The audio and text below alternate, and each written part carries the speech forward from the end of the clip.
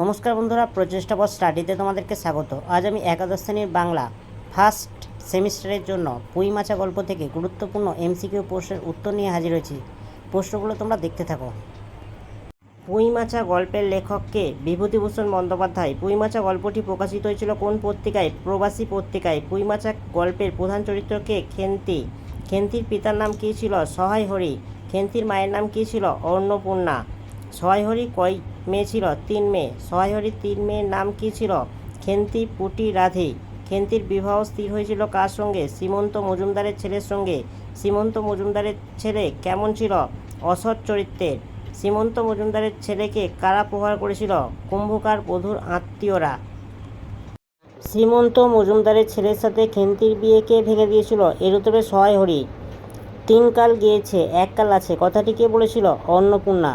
সহায় হরি কোন বন থেকে মেটে আলু এনেছিল? এর উত্তরে বরজপোতার বন থেকে। সহায় হরি বলেছিল সে মেটে আলু কোথা থেকে এনেছে? চৌকিদারের বেড়ার গা থেকে। অন্নপূর্ণা কখন মেয়েদের জন্য পিঠে বানিয়েছিল? পৌষ সংক্রান্তিতে। অন্নপূর্ণা পৌষ সংক্রান্তিতে কাদের জন্য পিঠে বানিয়েছিল? 3 মেয়ের জন্য।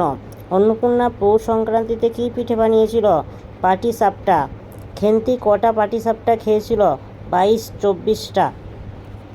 খেন্তির কী মাসে বিয়ে হয়েছিল? বৈশাখ মাসে। খেন্তির জন্য যে পাত্র দেখা হয়েছিল তার বয়স কত ছিল?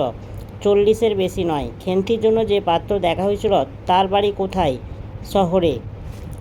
খেন্তির শ্বশুরবাড়ির মধ্যে খেন্তির চালচলন কেমন ছিল? ছোট লোকের মেয়ের মতো। বিয়ের সময় খেন্তির বয়স কত ছিল? 15 বছর। পাত্রটি কোন পক্ষের ছিল? দ্বিতীয় পক্ষের। খেন্তি কোন মাসে মারা গিয়েছিল? ফাল্গুন মাসে।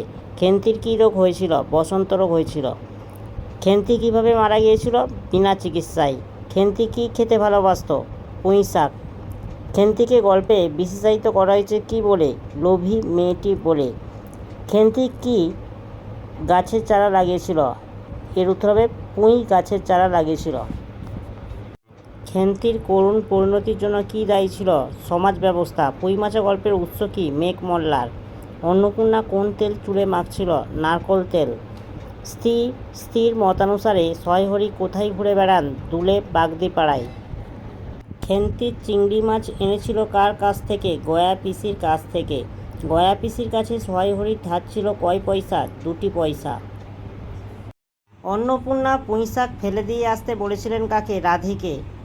অন্নপূর্ণা মুকুজ্জ বাড়িতে যাওয়ার পথে কী পাখি দেখেন? লেজঝোলা হলদে পাখি।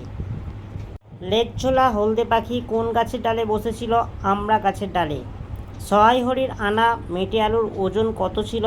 15-16 সের। নেক্সট, স্ত্রী অন্নপূর্ণার মতে সহায় হরি কীভাবে দিন কাটাতো? মাছ ধরে ও রস খেয়ে। নেক্সট, মুকুজ্জ বাড়ির ছোট খুকির নাম কী ছিল? দুর্গা। নেক্সট, সহায় হরির মনে ভীতি সঞ্চার হয়েছিল কেন? স্ত্রীকে শান্ত দেখে।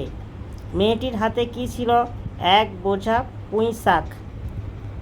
বড় মেয়েটির হাতে কিসের চুড়ি ছিল? কাঁচের চুড়ি। মেয়ে মানুষের অত নোলা কিসের? কথাটি কে বলেছিল? এর উত্তরে অন্নপূর্ণা। হরির ছেলেটাকে ধরে মেয়ের বিয়ে দেয় কে? এর উত্তরে কেষ্ট মুখুজ্জ। পুঁই শাকের ডাঁটাগুলি কেমন ছিল? মোটা ও হলদে। খেন্তির হাতে থাকা সেফটি পিনের বয়স যে যুগের মনে হয় সেটা হচ্ছে প্রাগৈতিহাসিক যুগ। খেন্তিকে পুঁই শাক দিয়েছিল রায় কাকা। কি ভাবিয়া অন্নপূর্ণার চোখে জল আসিল? জল আসার কারণ কি? অকারণে খেন্তিকে বকাবকি করায়। বন্ধুরা, এই ছিল পুঁই মাছা গল্পের গুরুত্বপূর্ণ এমসিকিউ প্রশ্ন উত্তর। এই প্রশ্ন উত্তরগুলো যদি ভালো লাগে ভিডিওতে লাইক করো, চ্যানেলটাকে সাবস্ক্রাইব করবে, কমেন্টে জানাবে প্রশ্ন উত্তরগুলো কেমন হয়েছে, আর ভিডিওটা বন্ধুদের মধ্যে একটু শেয়ার করে দিও।